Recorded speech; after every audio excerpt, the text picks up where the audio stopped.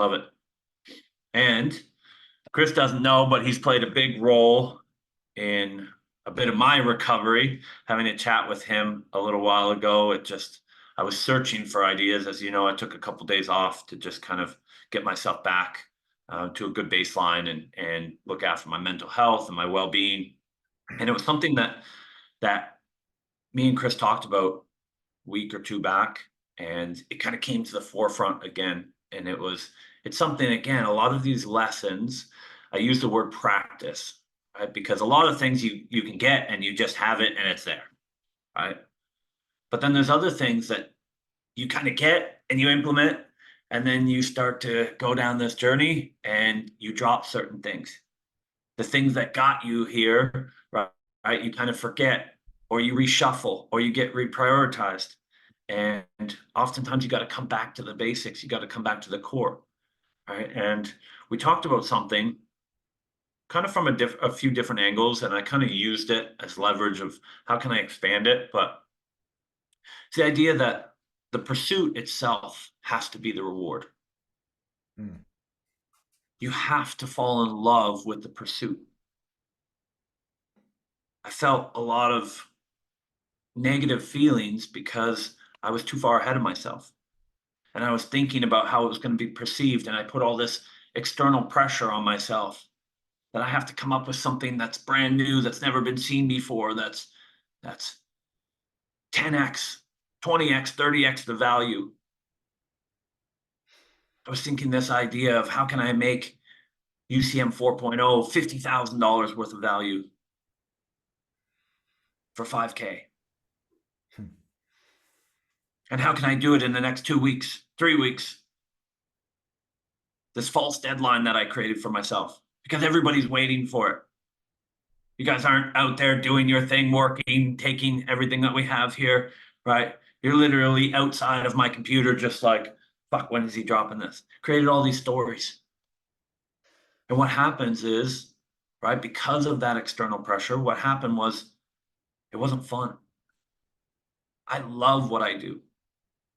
I love this community. I love helping people. It gives me a sense of purpose that I never felt when I was selling. I love sales too. I love helping people in that realm, but this is different. And I distanced myself from that. It became a chore. And I forgot about falling in love with the pursuit again. I put myself in a very rigid place where I have to isolate myself and I have to close the blinds and I have to get in the lab. And I can't come out until it's perfect. And I think we've all felt some degree of that, right? This this pressure, this timeline that doesn't exist, right? This feeling behind what? And I think we lose ourselves in that. If we go all the way back, probably what we left had that similar feeling. And probably what made us pursue or type in those famous last words of make money online and go down that rabbit hole is pursuit, is a vision, is an idea. I think a lot of us can agree that the attractiveness before we got in this hot mess of remote sales was probably had something to do with freedom, financial freedom, time freedom, location freedom. And we take off and we're all, naive and we're sold the dream. And then what happens? We face turbulence. And our insecurity is a beautiful thing. And the most difficult thing about this journey in remote sales and why I love it so much is it makes you very vulnerable. There's nowhere to hide. You can't collect a paycheck and have a fake. I used to have a fake spreadsheet on my computer. So when the boss was coming, right, and you get paid to look more stressed and more tired, because if you're not, if you do your things faster, then you just get piled on more work for the same pay. And there's nowhere to hide here. Your earnings are reflective on you. You are the product. As much as what you're selling is the solution, right? You're the bridge. And so much of what we do is a transfer of emotions. And sometimes you show up on that call and you say the same things that you said last week that you could close everything. And now nothing's working. The same words, the same strategy, the same script, something's missing. And you continue down that path, and then it becomes a resistance to where there's a resistance to the calls, but there's also a resistance to the no-shows. And we build ourselves in this prison with a lot of things that don't need to exist. I found myself in that many times. I recently found myself that again, and I realized that the pursuit is the reward. And you have to build a relationship with that. You have to find a way where this is not robbing you of your joy, where you're not putting yourself on temporary hold. I'll look after myself when I hit this fake milestone. When I get to 10K, then I'll go back to relationships. Then I'll go back to my health. Then I'll go back to my happiness. Then I'll take time for myself. It doesn't work that way. Putting off the things that you got here for as if it's a final destination doesn't work. I'm telling you. I've tried it many times. I've reminded myself this is as much for me as it is for you guys. This is not a fucking sprint. This is not something you can hold your breath until you get to your desired outcome. You can't do it.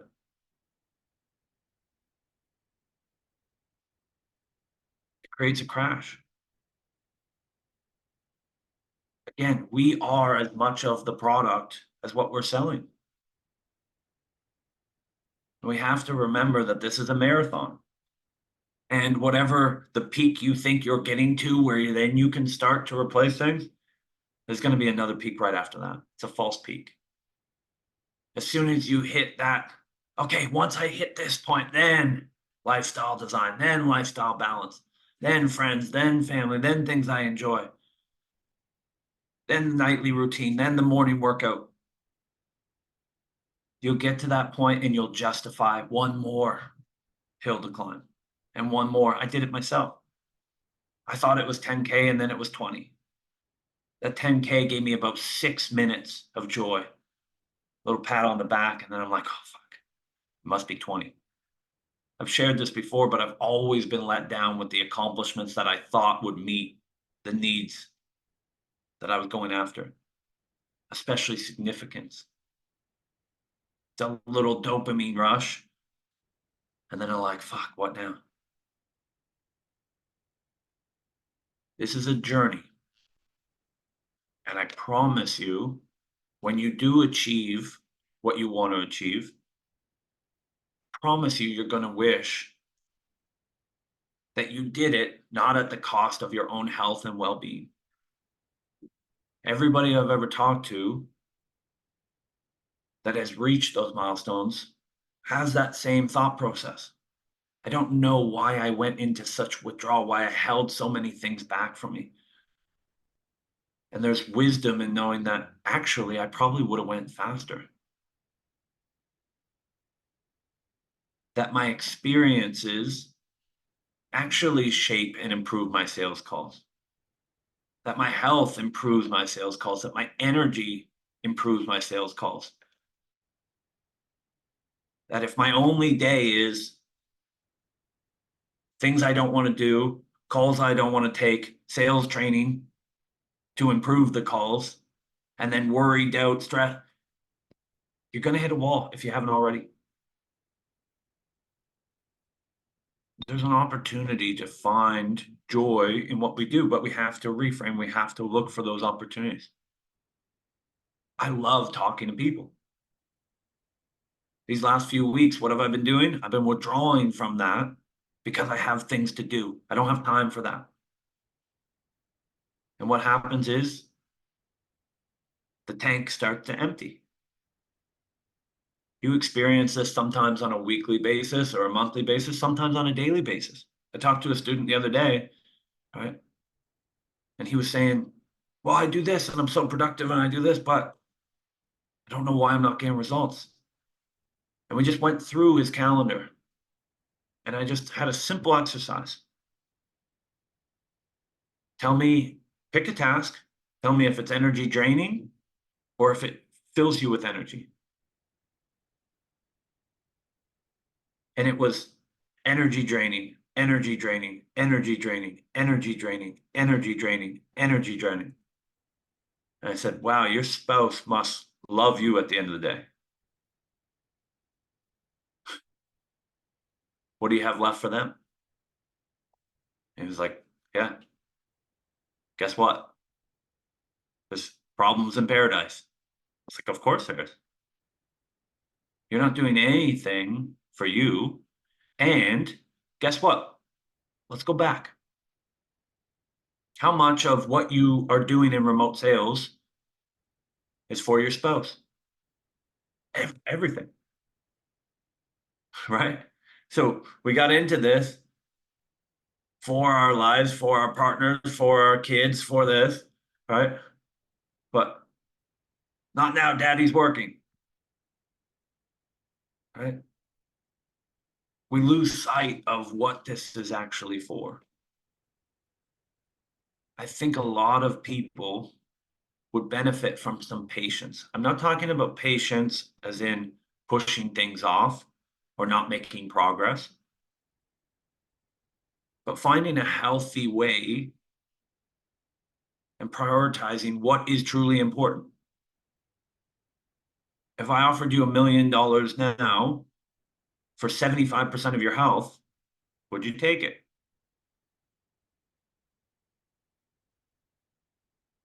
If I offered you 500,000 for 5 years of depression, would you take it? It's very easy to get lost in this. It brings up the insecurities. It brings up a lot of things, right? We lose sight. You can get better in a way that you enjoy. For me, I fell into the trap of sales training, and fuck, I actually began to hate sales training. I hated call reviews. I hated role plays. It was very draining. And guess what? It wasn't having an impact. This was many, many years ago. So I took the elements and said, what do I really love? What's my favorite part about this? What's an area that I could learn that I would enjoy? And I realized I love learning about psychology. I love philosophy. I'm not reading the books that I want to read anymore because it's not productive. So I started committing an hour and not giving a fuck if it had a direct translation, if it improved my close rate. But what are elements that have some crossover that I enjoy? And guess what? It improved my fucking close rate more than any sales training ever has. It gave me a deeper understanding.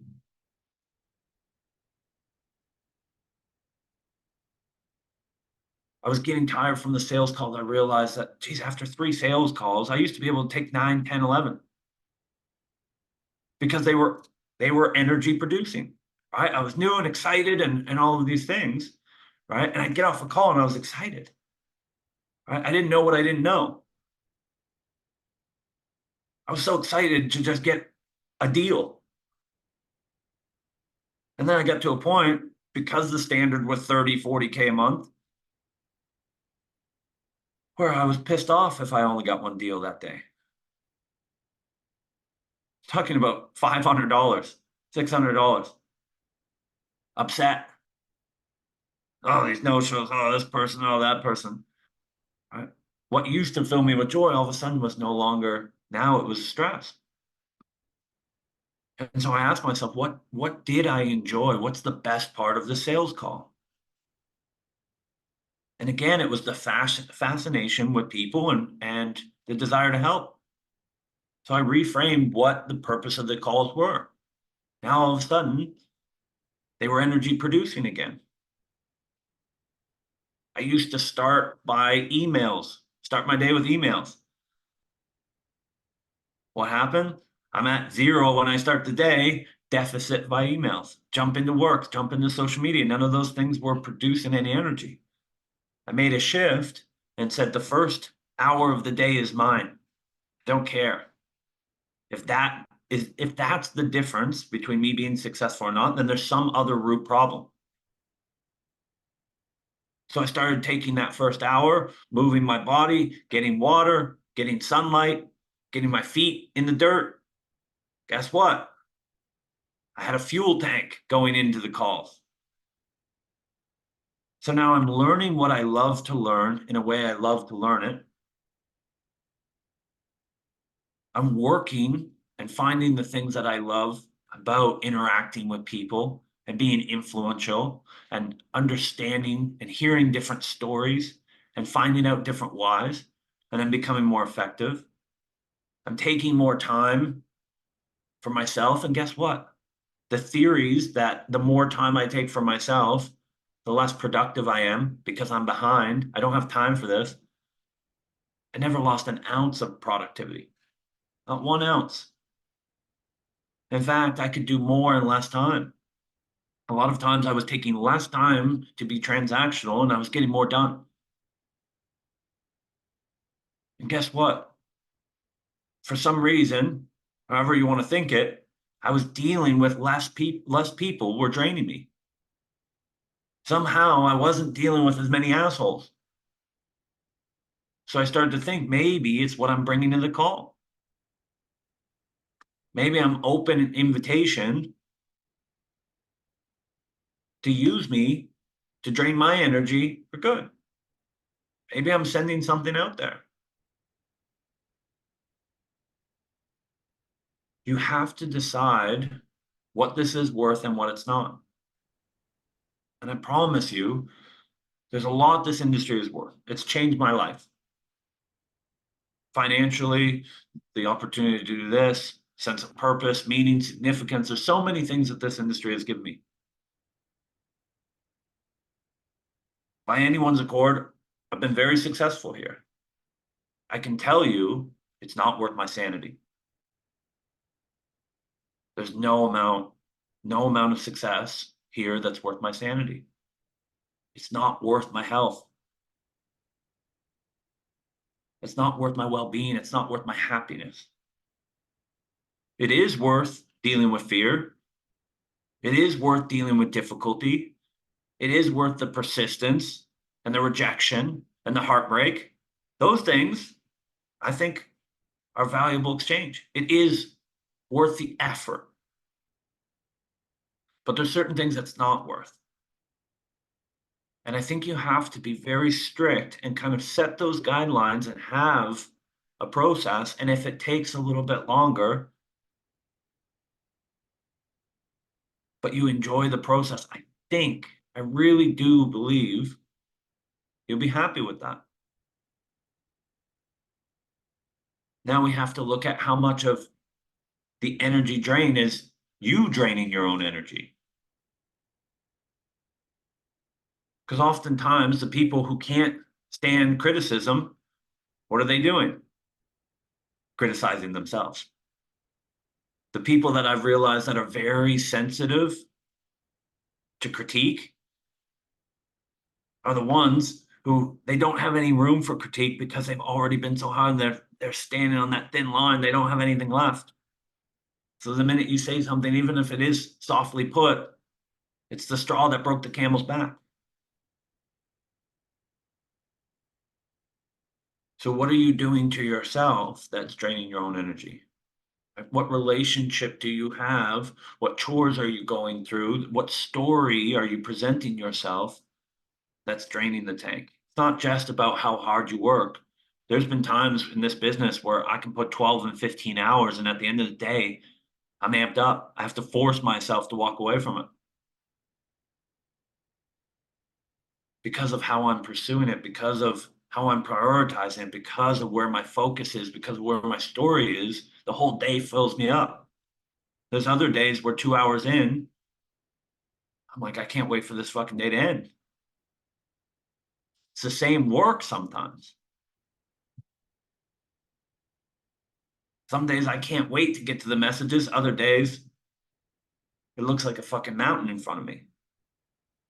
I wake up, sometimes I'm excited for 100 messages in my inbox. And I do wake up with 100 messages in my inbox. Other days, I can't bear it, right? So it's not the thing sometimes. We have to reflect. We have to be able to think of a lot of these things like clay and that we can mold them and shape them for us. What beliefs do I have? What would have to happen? Sometimes we have to play in the imagination. What would have to happen for me to enjoy this process? For me to prioritize my family and my health and still be productive? How can I cut it down and do more? Instead of just trading time and realizing that, hey, I'm working a lot, but I'm not productive. And then I feel like I'm behind, so I push everything else off.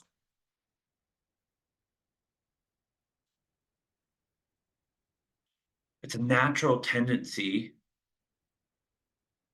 to often put punishment as the reward. A perfect example of this is someone who is on a weight loss journey. Oh, you've done really well this week. What's your reward? Chocolate cake. What is that? That tells me that the reward, the goal, the vision is disconnected. We're looking at it from a deficit. We're looking at it from what we don't want, right? I don't want to be overweight. I don't want to be unhealthy. I don't want this. But then the reward is still not the pursuit. It's not the journey. It's not the destination. It's not connected enough.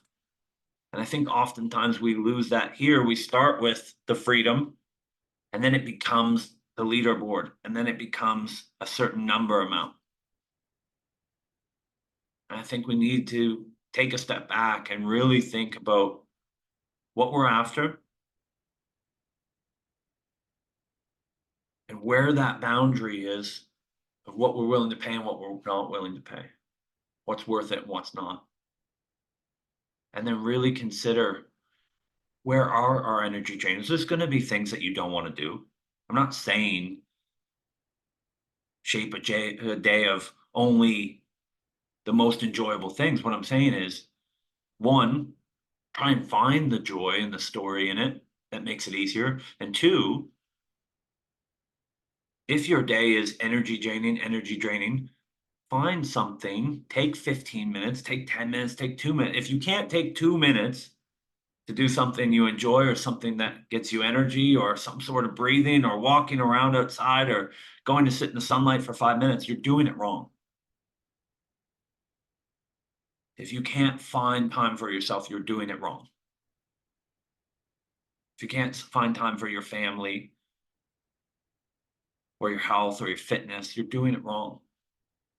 And you're lying to yourself. And I speak this from experience, not judgment. I lie to myself all the time about what you're all expecting and what it has to be and when it has to be. It's all up here. And if there's anybody here that expects me to trade my joy and my peace and my happiness and my health, right, then it's probably not a good spot. Then we probably have to have that conversation, but I don't think anybody's here. And so that's a realization from me that that's all made up. I think everybody here has those made up stories of what it has to be and what you have to do and what you're not allowed to do and what it can't be and how difficult it has to be and how much you have to suffer through it and what you have to put off until this fake milestone that you've created. The lucky thing for us is, in the traditional realm, most people don't realize this until they're 60 or 70 years old. Most people don't realize this until they retire. That, like, oh, I pushed off all my dreams and ideas and fun, and now I'm too old and too tired to go experience it. We have the ability to take mini vacations. We have the ability to take a long weekend from time to time. We have the ability to take an afternoon for yourself. We have to kind of force those things. And what I've found is the brain is very creative.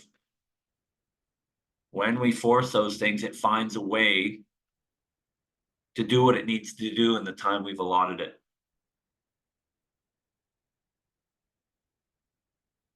I've realized that these 2 days that I took for myself hasn't impacted the world negatively. Quite the opposite.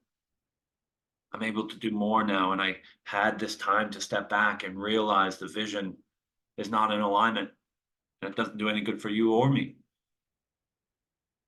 We have to be pressure testing these things and make sure that we're bringing them to awareness. What are you missing out on? What are you holding hostage? What are you pushing off?